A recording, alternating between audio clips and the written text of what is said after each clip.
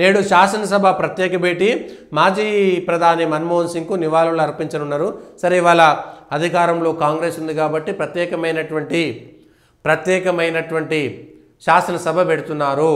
ఇవాళ గతంలో పివి నరసింహారావు కోసం ప్రత్యేకమైనటువంటి శాసనసభ పెట్టి నివాళులు అర్పించారా లేదా అనేటువంటిది ఒకసారి చరిత్రకి వెళ్ళి ఆర్కైవ్స్కి వెళ్ళి తీయాలి.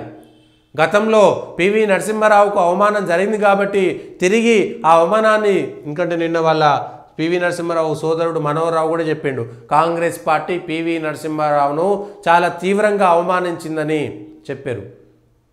వాళ్ళకి ఏం తక్కువ చేసిరు?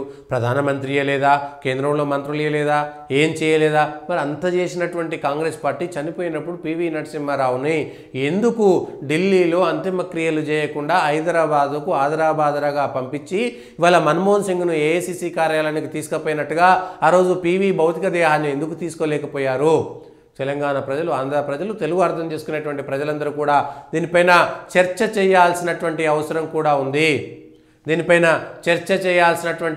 కూడా ఉంది. ఖచ్చితంగా ఇవాళ జరిగేటువంటి ప్రత్యేకమైనటువంటి శాసనసభలో మన్మోహన్ సింగ్కి ఇచ్చేటువంటి నివాళులతో పాటు పివి నరసింహారావుకు జరిగినటువంటి అవమానానికి తెలంగాణ కాంగ్రెస్ సర్కారు క్షమాపణలు చెబుతుందా లేదా అనేటువంటిది కూడా చెప్పాలి. కానీ పివి నరసింహారావు మాట ఎత్తితే సోనియా గాంధీ కోపం వస్తుంది, రాహుల్ గాంధీ కోపం వస్తుంది. కాబట్టి ప్రణబ్ ముఖర్జీ పేరు లేకపోతే ఇంకోరు వాళ్ళ యొక్క చల్లని చూపులు ఉన్నటువంటి వాళ్ళ గురించి మాత్రమే మాట్లాడాలి. పివి నరసింహారావు గురించి మాట్లాడొద్దు. ఏదో చేసినా మొక్కుబడిగా ప్రజల నుంచి వ్యతిరేకత రాకుండా ఉండాలి కాబట్టి ఒక మాట చెప్పడం మాత్రమే.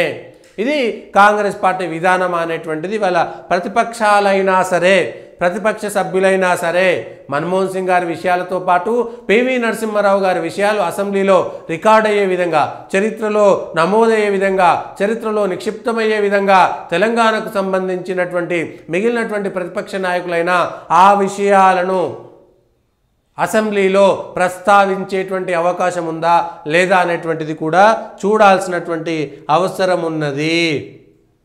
చూడాల్సినటువంటి అవసరం కూడా ఉంది. ఇది ఈరోజున్నటువంటి వార్తలు అనుకున్నటువంటి వాస్తవాల విశ్లేషణ. దయచేసి పొలిటికల్ వాయిస్ లైక్ చేయండి, సబ్స్క్రైబ్ చేయండి, షేర్ చేయండి, కామెంట్ చేయండి.